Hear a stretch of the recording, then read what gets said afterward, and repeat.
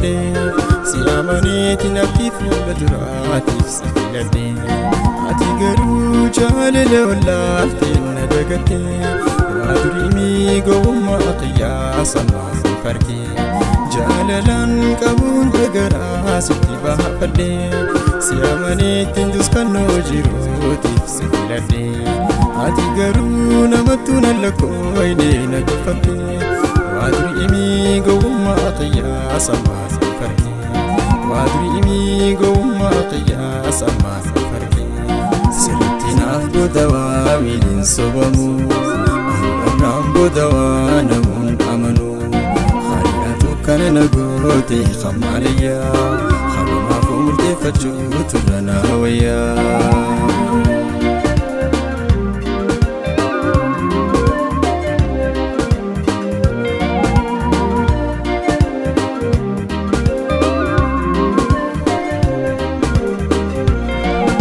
Sirra dhufte hayaadee miidhagayatti gama xiyyaan bitadhe sheenaamte nafni natti akka wayaa gaarana baateeti na darbite tamteenumaan eegayo hayni jaalalaa jiraate eege sirra dhufte hayaadee miidhagayatti gama xiyyaan bitadhe sheenaamte nafni natti akka wayaa gaarana baateeti na darbite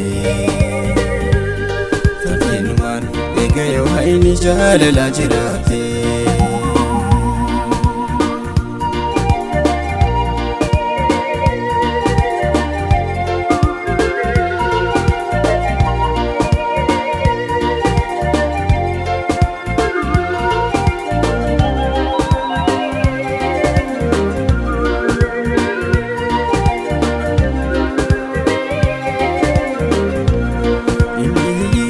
Sajjateetillee namti fatini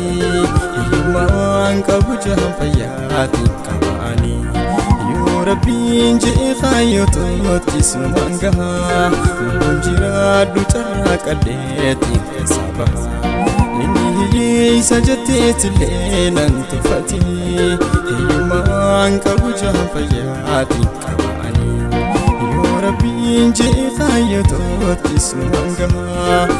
jiraadhu carraa qalleetiin keessaa bahaa lubbuun jiraadhu carraa qalleetiin keessaa bahaa sanumaafuu maqaa dhabaa naaf moggaasinii hin jarjariin akka rabbiitis waan beekanii abdatamaan rabbumaa qabeenyaa miti addunyaan fiixeensa bariitiif hin dhabamti.